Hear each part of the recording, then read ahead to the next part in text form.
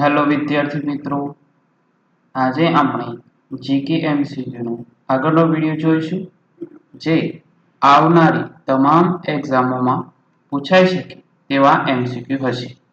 તો શરૂ કરીએ આજનો વિડીયો.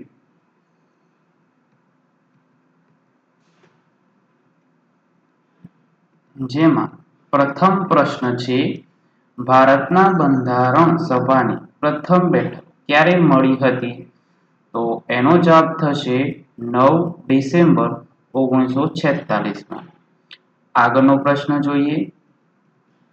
ભારતની બંધારણ સભાના સૌ પ્રથમ બેઠકના અસ્થાયી અધ્યક્ષ કોણ હતા? તો એનો જવાબ થશે ડોક્ટર સચ્ચિદાનંદ સિન્હા. આગળનો પ્રશ્ન જોઈએ. 11 ડિસેમ્બર 1946 ના રોજ ચૂંટાયેલા પ્રથમ અધ્યક્ષ કોણ હતા? તો એનો જવાબ થશે ડોક્ટર રાજેન્દ્ર પ્રસાદ. આગળનો પ્રશ્ન જોઈએ. બંધારણ સભામાં ઉદ્દેશ્ય પ્રસ્તાવ કોના દ્વારા રજૂ કર્યો હતો? તો એનો જવાબ થશે જવાહરલાલ નહેરુ દ્વારા. આગળનો પ્રશ્ન જોઈએ. બંધારણ સભા દ્વારા ઉદ્દેશ્ય પ્રસ્તાવ ક્યારે સ્વીકાર કર્યો હતો?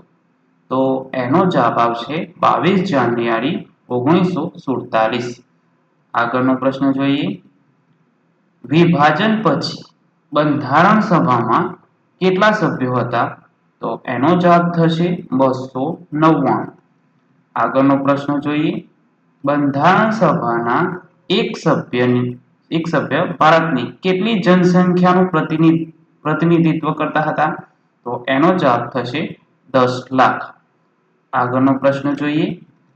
બંધારણ સભામાં કેટલી સમિતિ બનાવવામાં આવી હતી? તો એનો જવાબ થશે 23. આગળનો પ્રશ્ન જોઈએ.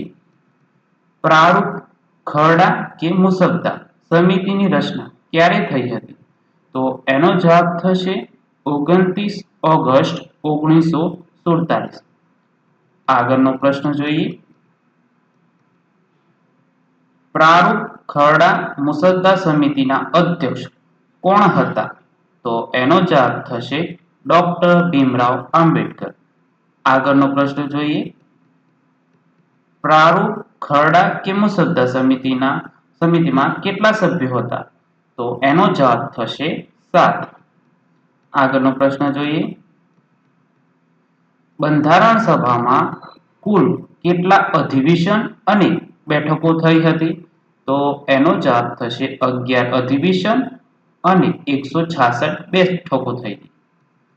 આગળનો પ્રશ્ન જોઈએ. બંધારણ બનાવતા કેટલો સમય લાગ્યો હતો? તો એનો જવાબ થશે 2 વર્ષ 11 મહિના અને 18 દિવસ. આગળનો પ્રશ્ન જોઈએ. ભારતનું બંધારણ સભા દ્વારા ક્યારે સ્વીકાર કરવામાં આવ્યું હતું? તો 26 નવેમ્બર 1949 ના દિવસે. Thank you.